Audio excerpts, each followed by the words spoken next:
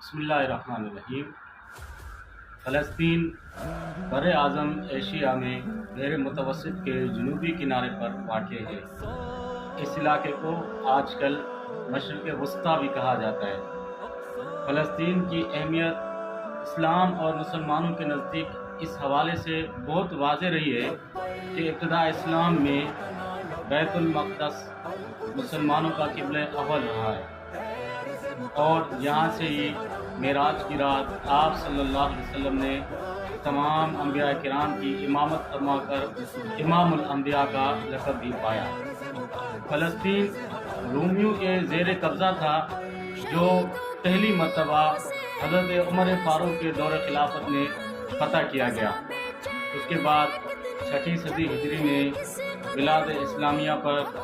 صلیبیوں نے حملہ کیا، اور اس نتیجے میں فلسطین پر بھی صلیبیوں نے اپنی حکومت قائم کر دی، لیکن صلیبیوں کی یہ حکومت تا دیر قائم نہ رہ سکی، اور بالآخر 538 ہجری میں سلطان صلاح الدین ایوبی نے فلسطین کی سرزمین کو صلیبیوں سے آزاد کروا دیا، اور یوں سلطان صلاح الدین ایوبی کے فتح کیے ہوئے اس علاقے پر ایوبی خاندان نے 100 سال تک حکومت کی۔ بعد میں مختلف جنگوں اور مختلف جھڑپوں کے بعد 1516 عیسوی میں عثمانی ترکوں نے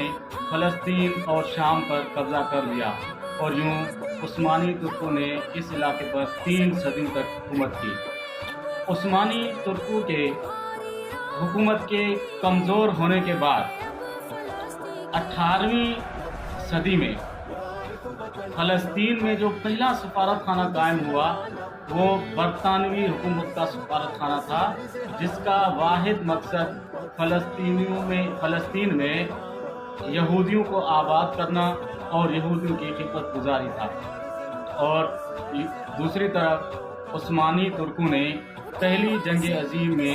جرمنی کا ساتھ دینے کا اعلان کیا، تو جرمنی کے ہار جانے کے بعد برطانیہ نے خلافت عثمانی کو بکھیر کر رکھ دیا، اور دوسری طرف فلسطین میں یہودیوں کو مکمل طور پر آباد کر کے ان کو مضبوط کر لیا، اور اس طرح 14 مئی 1948 کو خود اس علاقے سے نکل جانے کا اعلان کیا۔ تو دوسرے ہی دن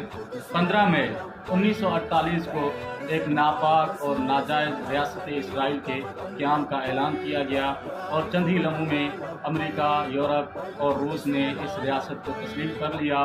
اور یوں ہی یہ بیت المقدس اور یہ سرزمین انبیاء پھر سے یہودیوں کے زیر